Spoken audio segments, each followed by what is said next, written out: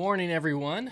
Hope y'all are having a fantastic start to your Tuesday. Welcome into Coffee Break, the show where I take you behind the scenes on what it's like running a frisbee golf business, if you will. Exciting week this week. I say that every week, but every week's exciting. Here you go, a little ASMR for you. Nothing like that, huh? We have some fun releases going on as we wait for some people to roll in. We're going to do a pretty Q&A heavy show this week. There's nothing like too specific to like give my thoughts on or talk through, unless there's something that comes up from a question. But we'll do a Q&A heavy show. But releasing this week, we have some exciting stuff from Prodigy. We have the brand new Pivot, these gorgeous Eagles Crossing M4s, which are a part of the Go Throw Tour releases. I think we also have the PA3 and the F9 from them dropping. Those are all part of like the Go Throw Tour thing. Then Innova-wise, we have some Evelina Proto Glow Halo Star AVR 3. Things are just getting longer and longer. We also have the Bradley Williams lightweight Halo Star destroyers, those baby destroyers. This one's has like a classroom stamp on it. It's pretty fun.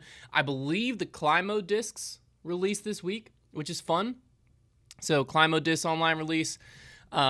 We should have, fingers crossed, some more buzzsaws coming in, and then a continued restock on Discraft going up. We also have Tournament Ring Bears, Tournament Ring Warships, Fuse Splatter restock, which I actually just threw one for the first time yesterday, I think.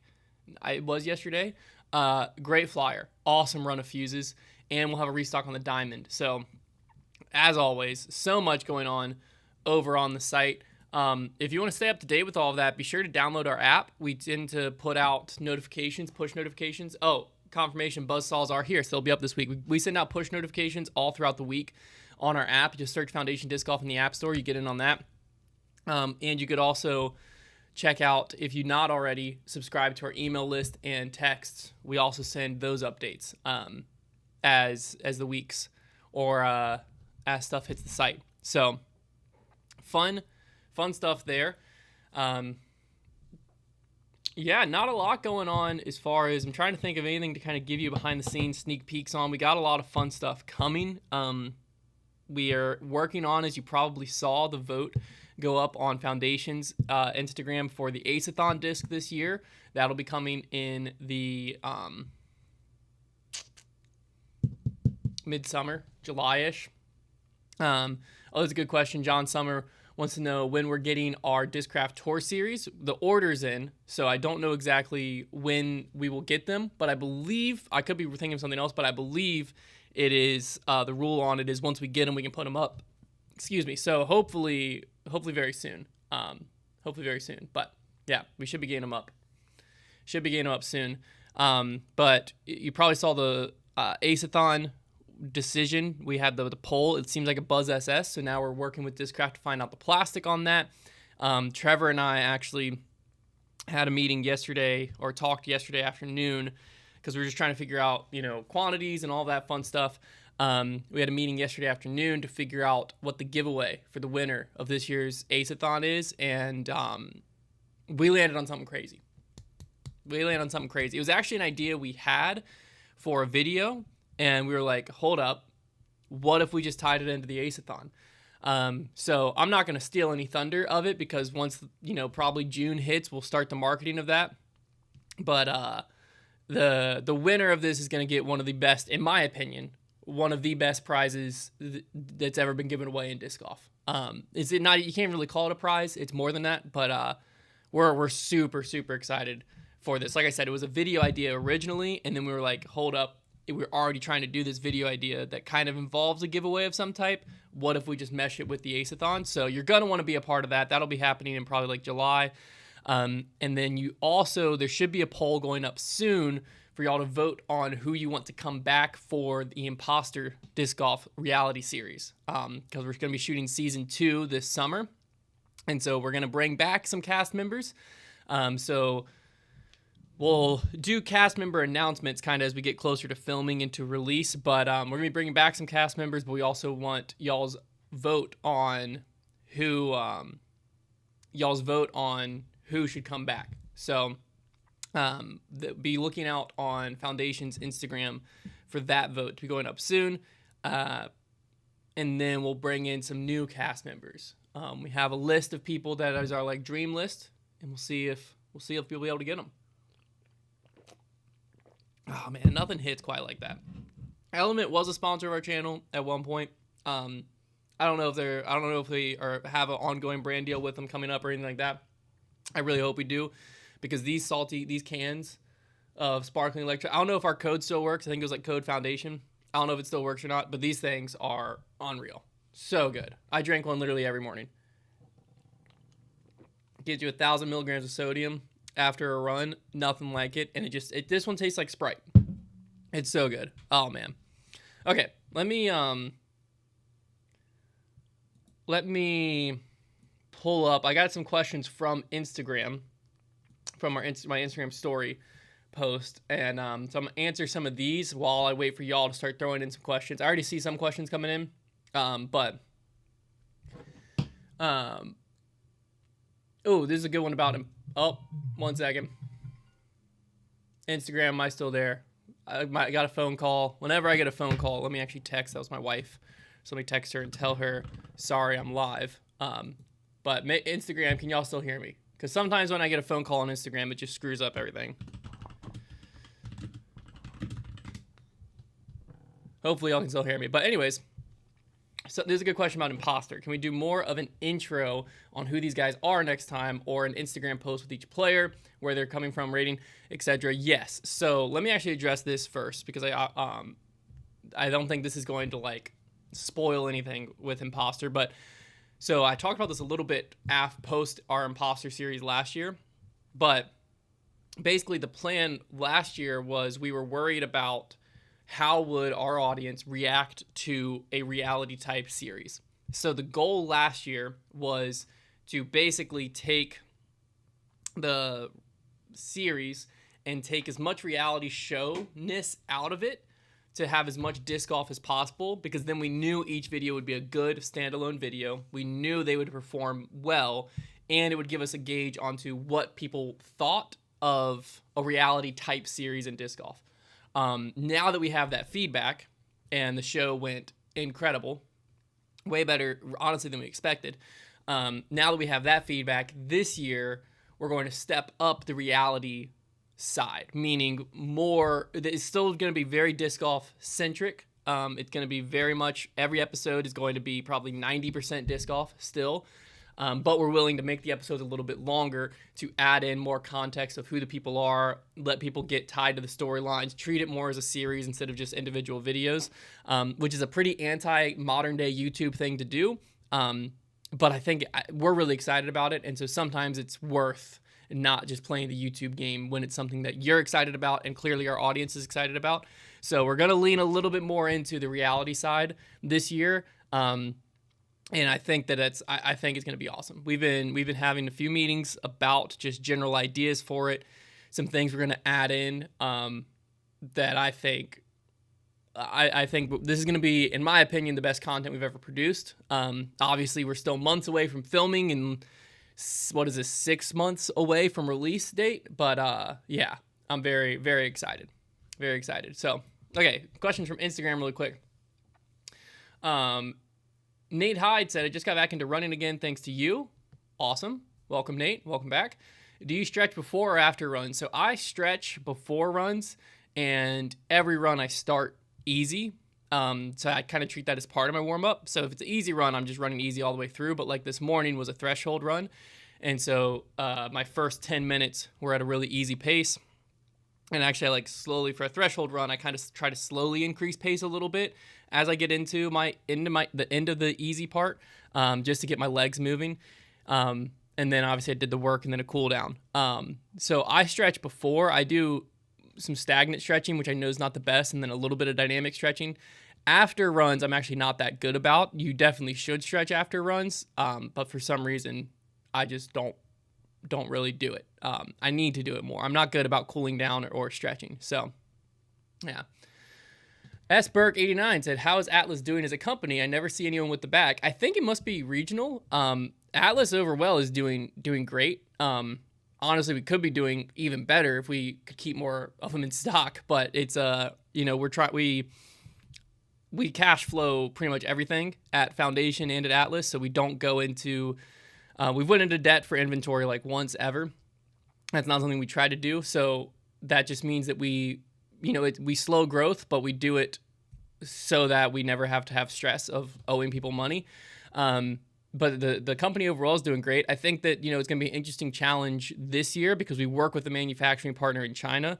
And so up to this point, it's been because one of our goals with Atlas is we eliminate everything you don't need in a disc golf bag to provide you the highest quality bag at the lowest possible cost. So basically our cost savings, we roll over to you. So we provide a bag, in my opinion, that a lot of other companies charge $150 to $180 for. We charge $90, $89 for. And so to be able to still keep that and make margin on it, we've always been just working with one manufacturing partner in China. Obviously, with the tariffs, that's going to be our next order will be the first order that actually has that applied. Our goal is if we're able to eat the tariffs ourselves and just make less money per bag, we're going to, because that way we don't have to pass that expense on to you. But we've always looked, because our desire is to make them in the U.S. But up to this point, the cost is just we would have to charge way more. So that's something that might be more realistic. But overall, Alice is doing great. So yeah, it's been a really fun ride so far. And we have the pro bag coming hopefully within the next year or so. And again, our goal with that is to eliminate everything you don't need and pass that savings on to you. So we should be able to provide, again, in my opinion, a bag that competitors will charge close to $300 for closer to $150 to $180. So that way, that's kind of the plan. Because another thing we don't spend money on really at all as Atlas is pro sponsorship. We do all just kind of organic marketing, and we market it ourselves. And that also is another thing that we just pass that cost savings onto use. We're again trying to provide the highest quality possible bag at the lowest possible cost to the consumer. And we do that through eliminating as much stuff that you don't need in a bag, at least in our opinion, you don't need in a bag, to provide you a bare bones bag that gives you everything you need, nothing you don't, and then at a cost that is near impossible to beat. So that's the goal to keep doing. And it's been working great so far, but yeah.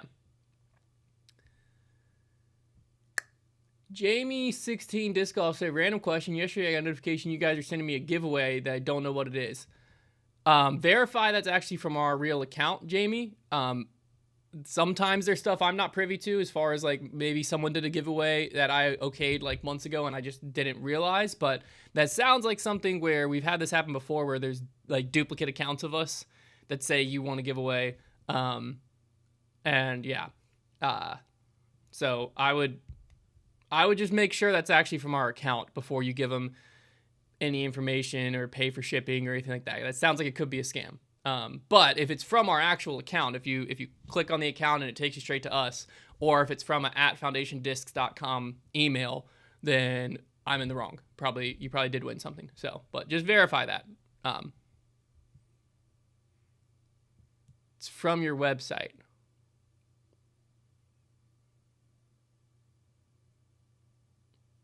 Oh, it's from our email, like an email of our website. Okay, then you should be good. Okay, then yeah, sweet. Not sure exactly what it is, but sweet. Just making sure, because we've had like duplicate accounts before. We try to scam people, and I just want to make sure we're in that situation again. Okay, 2 more from Instagram, and then I'll answer some of the questions that have been rolling in via Instagram and YouTube. So Trey Langston said, will you and Brody ever do a podcast again? OG Debate Night was my favorite content. I'm not going to say we will never do a podcast again. I think that a different podcast would have to end for Brody and I to start a new one, mainly because I feel like we cover disc golf from pretty much every angle you can right now. And so I don't see a need currently for an additional podcast. That could change, because I had a great time on OG Debate Night. It was funny because what it turned into is basically what tour life is, except for it was just me instead of Yuli. Because the point of debate night back then was to have people calling in to debate with Brody, because everyone would debate him on Twitter, but then no one ever called in. And when people did call in, they would like say something. Brody's like, that's not what I meant. Like, if you read the tweet, this is what I actually said. And they're like, oh, then I agree with you. And that was it. So it was pretty funny. So it just kind of turned into just Brody and I chatting it up, which was a good time. But I was already on Grip Block giving my opinion on stuff. So that's where the birth of Tour Life kind of came from. Well, originally the birth of Debate Night came from is we were like, well, what if we just get different analysts, and then it's like, we just try to let debate happen that way. And then Tour Life came about so that Brody could still give his opinion in a more longer form on a lot of those topics, but doing it with another tour player, Yuli, made a lot more sense than either Trevor or I, because you already hear our opinion on what's going on in the disc golf world in Grip Block. So it was basically just reiteration. So will we ever? Maybe, but not anytime soon. Dan Shields 15, what does it take for a brick and mortar disc golf store to thrive? I think the biggest thing is if you're just a brick and mortar store, the local community's got to thrive. It's got to be, you got to be at running weeklies, running tournaments. You got to be at pretty much every tournament. Because if you're just doing brick and mortar, then for you to even like cover rent, it's going to be tough for your traffic just through the door. Because I mean, our brick and mortar, one of the reasons it succeeds and is profitable is, this sounds funny, but it's true, is disc golf tourism, where people are coming to play the courses that we play in our videos, or coming to see the foundation storefront. We have a very strong local community, and we have, consistent traffic from them. But if that was our only, if that was our only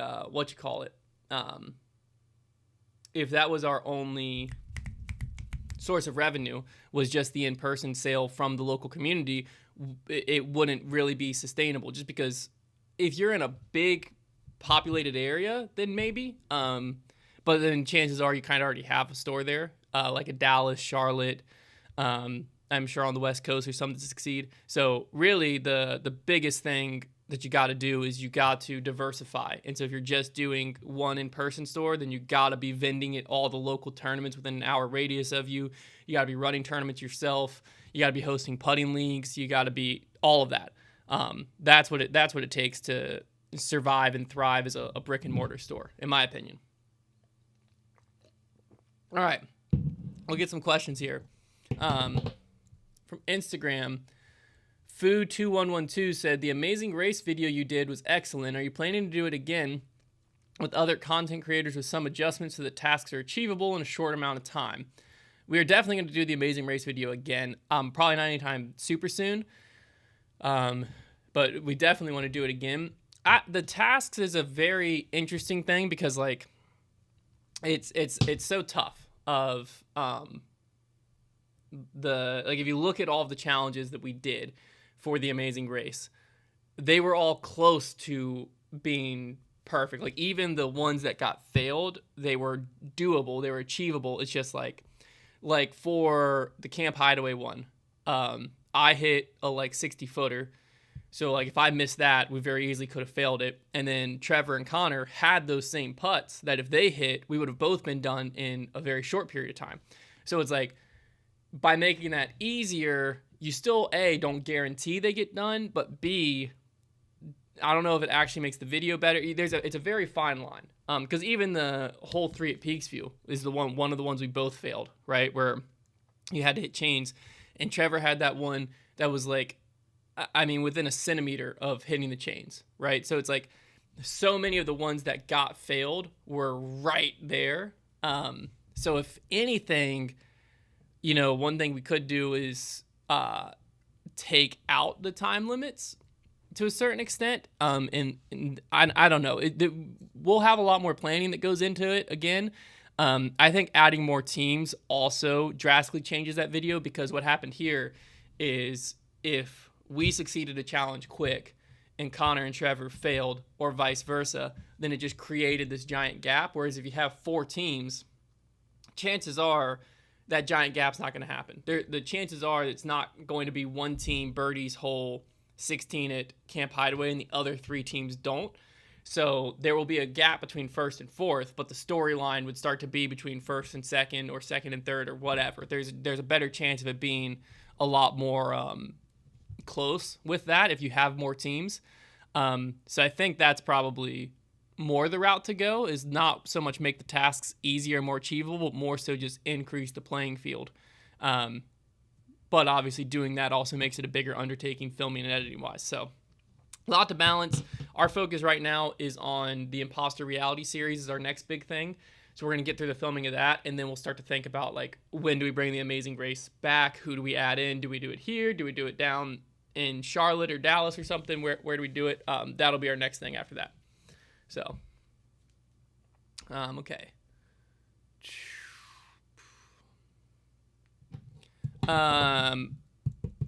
Okay, let me scroll again. Okay, so this is a question that I've actually got a lot, and I've never really answered it because I don't quite know the answer to it. Because so this is from Clutchy McGee, said, I get you may not be able to answer this, but do you have any hesitation doing sponsorship with gambling sites, giving your audience and your faith? So, yeah, I mean, I try to verify or, like, think through every sponsorship we do, and the gambling ones are definitely the one. Good night, someone just came through this wall. They're definitely the ones that are the most, like, closest to being sketchy to me, I think. Sketchy is probably not the best word. But I think I've tried to look at it and from this perspective of, like, is gambling a sin as a Christian? And you'll find a wild array of opinions on that.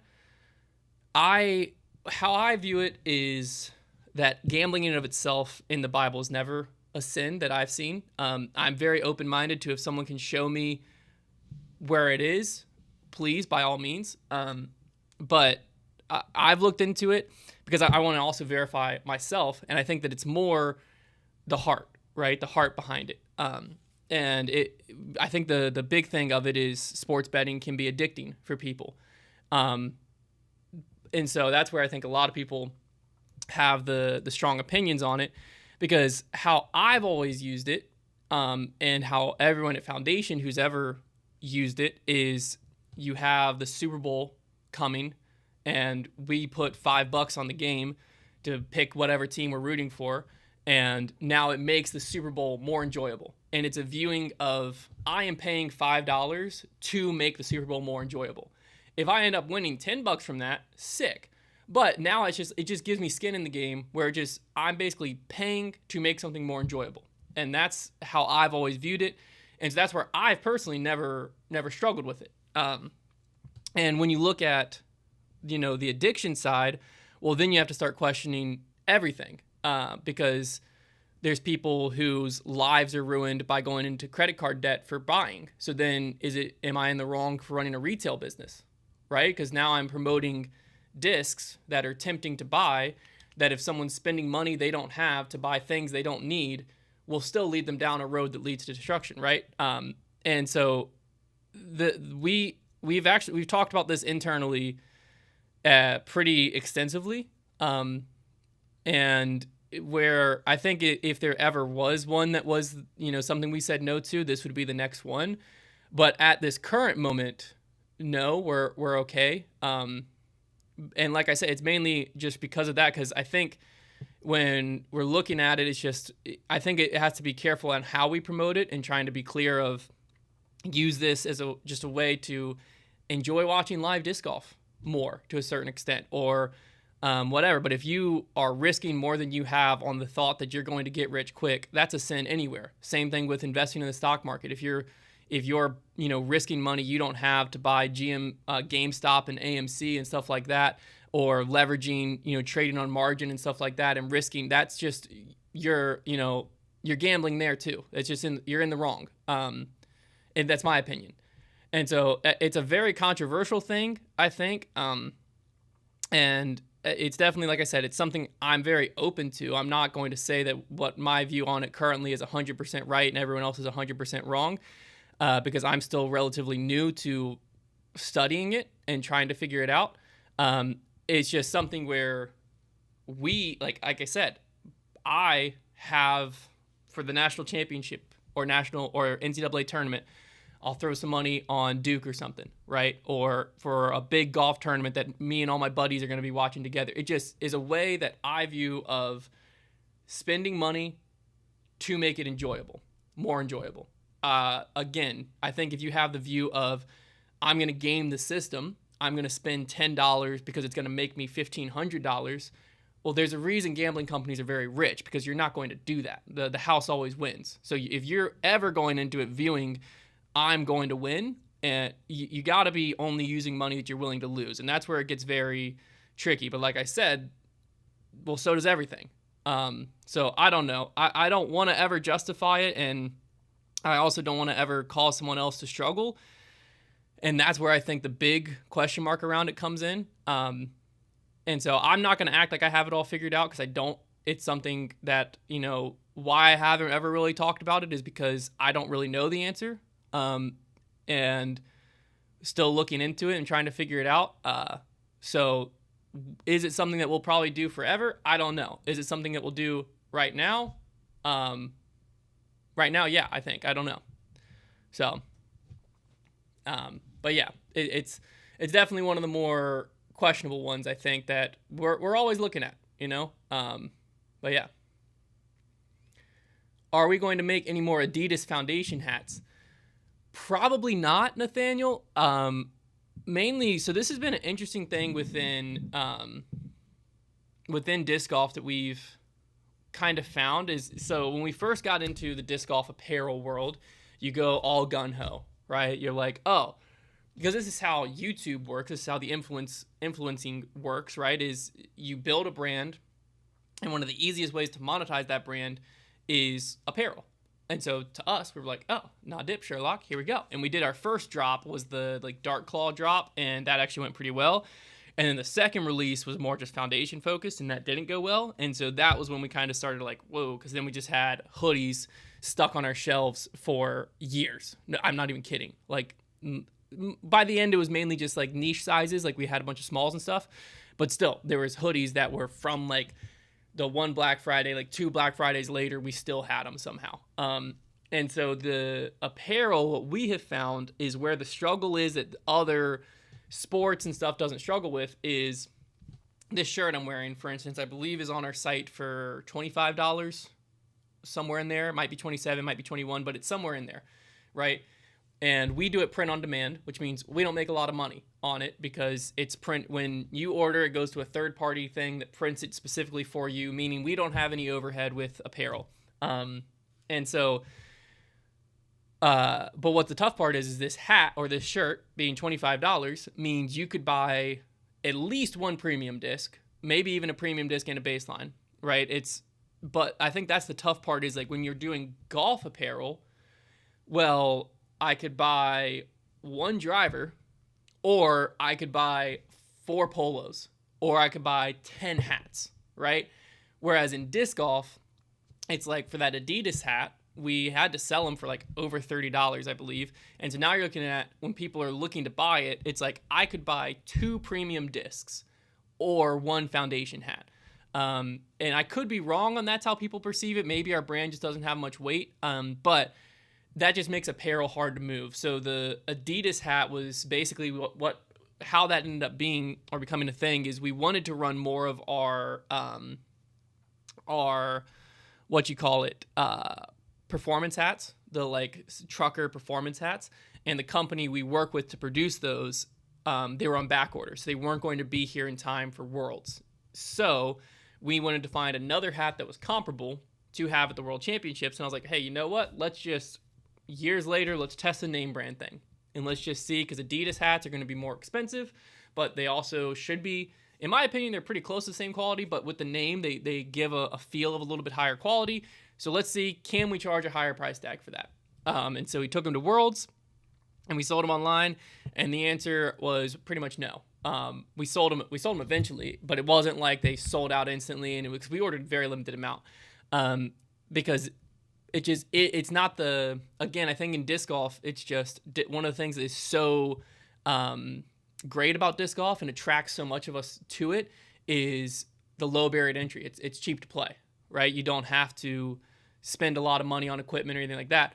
And so when that's the case and it's like cheap to play, easy to enter, all of that, and then you have expensive apparel, you can see where those two worlds don't line up, because it's like, well, I'm playing disc golf to save money, so why would I spend money on expensive disc golf apparel? So I don't know. It's probably not. Honestly, the best bet would be, Jason, great answer. For Jamie, it should be the Heiser Club annual disc for 2024. So there you go. That makes more sense for the giveaway from earlier. Anyways, I forget what I was going to say. But, your best bet, honestly, is if our golf channel grew large enough, then we would probably have Foundation branded golf apparel, because then it would be, I can't think today. But then in that world, it makes more sense, because that is the lowest barrier to entry product to have out there is nice apparel. Versus disc golf, the lowest barrier to entry product to have out there is the actual discs, which who wouldn't, like, if a brand new driver in golf was cheaper than a polo, am I ever buying a polo? Maybe, but I don't know, you know? Okay, let me try to get back to current on Instagram. Okay, and back to current on YouTube as well.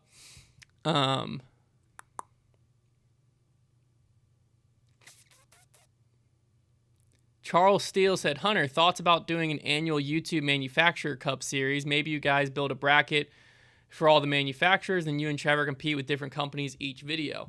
That's not a bad idea. I've never really thought about it, but I kind of like that. We've done different brand battles before, but I like it being, we'd probably have to go like 9 holes each, just so that, because sometimes there's just a day where, there might just be sometimes a day where Trevor is just better than me at disc golf, and so like it doesn't matter what manufacturer he has. But that's fun. Build out a bracket, we go head to head, and throughout the year, because we're always looking for a good series. I like it, Charles. I'm going to write it down to pitch it to Trevor. If it's okay with you, Charles, I'm going to pitch this as my idea, because I haven't had many good ideas recently, and I want Trevor to think I'm smart again. So I'm going to steal this, Charles, and present it as my idea. I'm not actually. I put your name first on my sticky note, so don't worry. You're going to get credit. Manufacturers Cup Series. Cup Series on YouTube. I like that idea a lot. You know, because honestly, once we get to the finale, what we could do is try to get companies involved and have like a pro representative from each company to play doubles with us. Now we're cooking. Now we're cooking.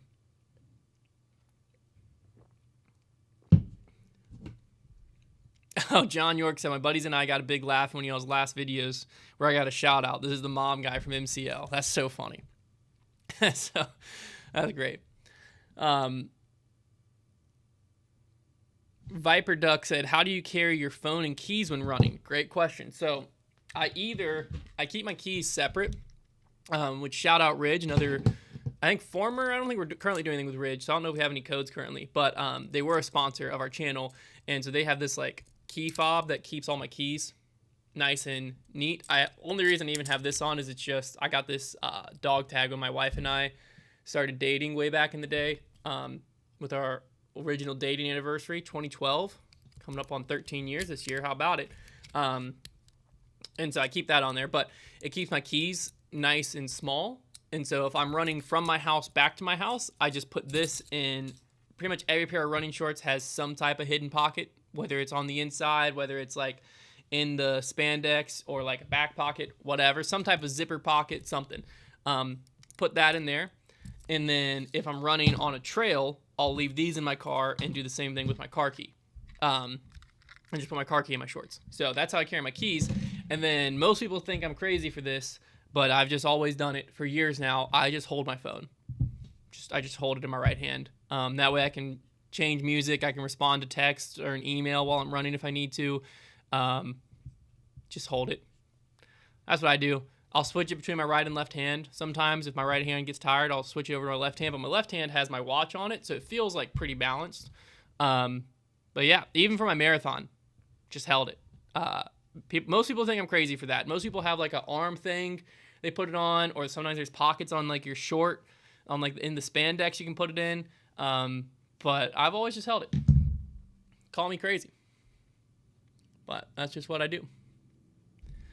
Saggio writes that I love the new black and white foundation jersey. Looks a lot better in person than on the site. Yeah, I love how those turned out. We actually don't. Do I have one? I used to have one sitting here. I don't think I do anymore now.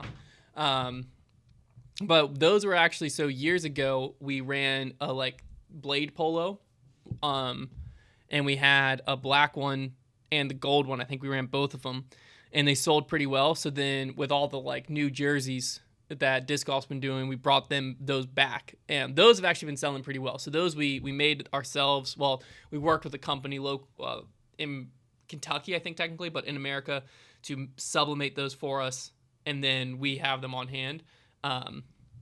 So now we just have those jerseys, so the same style, just as that. And I think they're some of the best quality jerseys out there. Personally, they're a little thicker than some of the other companies, and I think they're pretty high quality in my opinion. I really like them, and apparently a lot of other people do. We still have, let me see if we still have all the colors in stock. Give me a second here. Mountain. Let's see. Looks like we have both colors in stock. Triple XL sold out in black and Triple XL sold out in gold, but every other size has decent stock. There's more of the gold available than the black, but yeah, they're available. Just search Foundation Mountain jersey, and you can find them on there. I think they're great, personally. So, yeah. All right, we'll take like a few more questions, and then we'll wrap it up. Can't hold the phone, I'd leave it in the car. That's fair. Most people are like that. I don't know. I just always held my phone, and so it just feels natural to me. But yeah, I get that I'm crazy for that. All right. Jackson Zent said, when is New London going to be done renovating? The videos there are the best. Should be within a month. Assuming they're still on the same timeline as last I've heard. It should be towards the end of May, and I think we're gonna be able to film out there a little bit early. So super excited about that. The new London is gonna be sweet. But yeah, really excited for that. So hopefully early June, end of May will be the first video. Obviously, the first one's just gonna be checking out the new London. Which, if you guys want to check it out, you can actually play the amateur championships at the Disc Golf Pro Tour. Early registration, I think, is live for another like 2 weeks. You get like a 3-pack of discs. You can either be a whole sponsor or buy a 3-pack of discs to sign up for it. I'm imagining MA1 and MA2 are going to fill pretty quick because they're the ones that actually play New London and Ivy. But it goes on the same weekend as the Pro Tour Championships, so you can play those courses in a tournament setting. All of the divisions are going to play courses that Foundation plays. So some of them I think might play like, I don't remember the other courses. It might be like Sandusky and Fallen Creek or something like that. But all of the courses, all of them are going to be playing the courses that Foundation plays regularly, but MA1 and MA2 are going to get to play Ivy and New London. And like I said, it's the same weekend as the Pro Tour Championship. So you'll also get to watch the Pro Tour Championship going down, as well as play on Pro Tour courses, like while the Pro Tour event's happening. So early registration's live. You should be able to just find it. I think it's called the Amateur Championship. Let me actually tell you the exact name. But we're pretty excited about that. The Amateur Challenge at the Disc Golf Pro Tour Championship is what it's called. So for early registration, you had to buy a 3-pack of discs. There are some pretty cool discs, or you had to be a whole sponsor. And then full registration opens up May 20th. So that's when the actual registration opens. So I think it's pretty sweet. It's being ran by Ledgestone, so you got a banger players pack going on. But I think that the biggest thing is just you get to watch the Pro Tour Championship go down and play these courses. So, there you go. Falling Creek, Independence, and Liberty's East Campus are being used. So, like I said, a lot of the Foundation regular courses. So, if you're a Foundation fan, this is a tournament I think you got to play. So, early registration's live, and then the other ones, we're helping the event somewhat, helping them with some marketing, and then since it's in our backyard, we're going to be out there vending. I think we might actually run one of the courses if I'm not mistaken, but we're super excited about it. So if you live anywhere close to the area or looking for a little trip to make to watch some disc golf and play some disc golf, check that out. Registration opens May 20th unless you're doing the early, then it's already open. So all right, last two questions. Number one, Todd said, what's the easiest way to make disc golf fun while on the course? I think you just got to keep it light. When is the tournament? That tournament is middle of October, somewhere in there. I think to keep disc golf fun, you just gotta keep it light. Try a line you've never tried before. Make some friendly competition between you and your buddy. Do some CTPs, ace run some holes, whatever it might be. Just have a good time. You can doing match play if you and your friend aren't. If your buddy's a little better than you, do some match play, because then if you take a 7 and he takes a 2, you still are only down 1 hole. So I think that's a good way. Ripped Revenge is a blast. There's also Crazy Caddy is a really good time, which we have some new stuff with both Ripped Revenge and Crazy Caddy coming hopefully very soon. But both of those are a great time. So, yeah, I think those are all fun ways. Also, do some one disc rounds. Go to your shelf and take out some discs that you've never played with and go play around with just those. I think all of those stuff makes disc golf more fun.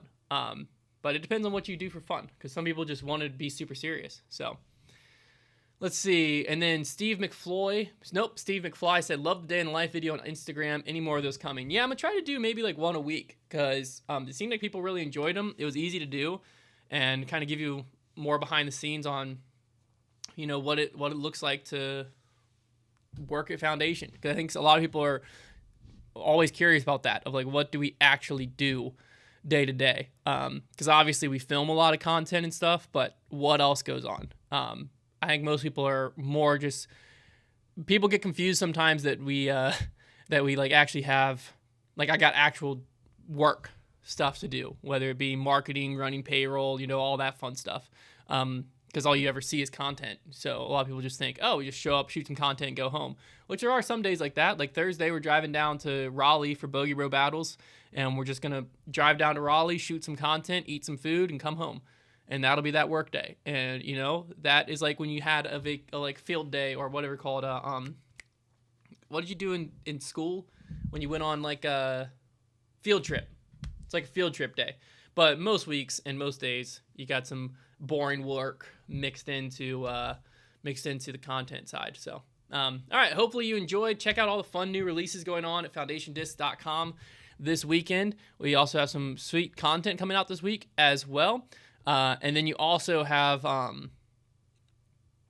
Champions Cup, first major of the year, starting in just 2 days on Thursday. So tune in to Disc Golf Network, Jomez, all that fun stuff to watch that.